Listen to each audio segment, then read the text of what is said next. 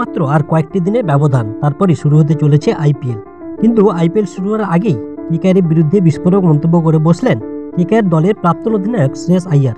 হঠাৎ কেকেআরের বিরুদ্ধে কেন এমন মন্তব্য, আসুন জেনে নেই আজকের এই প্রতিবেদনে।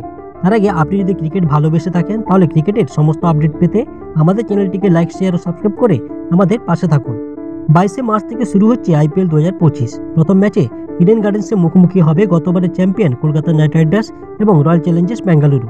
প্রতিযোগিতা শুরুর আগে কেকেআর নিয়ে বিস্ফোরক মন্তব্য করে বসলেন দলের প্রাক্তন অধিনায়ক শ্রেয়স আইয়ার। তার দাবি, দলকে চ্যাম্পিয়ন করেও তিনি প্রাপ্য সম্মান পাননি। গত বছর শ্রেয়সের নেতৃত্বে আইপিএল চ্যাম্পিয়ন হয় কেকেআর, কিন্তু দেশে ফিরে একটি সর্বভারতীয় গণমাধ্যমে দেওয়া সাক্ষাৎকারে তিনি জানান, চ্যাম্পিয়ন হওয়ার পর আমার প্রাপ্য স্বীকৃতি মেলেনি। আমি মনে করি আমার প্রতি যে গুরুত্ব দেওয়া উচিত ছিল তা দেয়নি কেকেআর।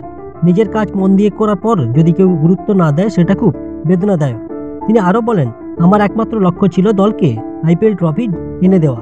ঈশ্বরের আশীর্বাদে সেটা সম্ভব হয়েছে, কিন্তু তারপরও দলের সম্মান পাইনি। এই কারণেই কেকেআর ছাড়ার সিদ্ধান্ত নিয়েছি আমি। শ্রেয়সের অভিযোগ স্পষ্ট, দলের মধ্যে যে সম্মান ও গুরুত্ব ছিল প্রত্যাশা করেছিলেন তিনি তা পাননি। কেকেআর কর্তৃপক্ষ তাকে ধরে রাখার চেষ্টাও করেনি, এমনকি গত নিলামে তাকে নেওয়ার জন্য কেকেআর পক্ষ থেকে বিশেষ কোনো উদ্যোগও দেখা যায়নি। অবশেষে পাঞ্জাব কিংস 26,75,00,000 টাকায় তাকে দলে নেয় এবং আগামী আইপিএলে পাঞ্জাবের নেতৃত্ব দেখা যাবে শ্রেয়স আইয়ারকে। কেকেআরের প্রাক্তন অধিনায়কের এই বিস্ফোরক মন্তব্য আইপিএল শুরু হওয়ার আগেই নতুন করে বিতর্ক উস্কে দিল।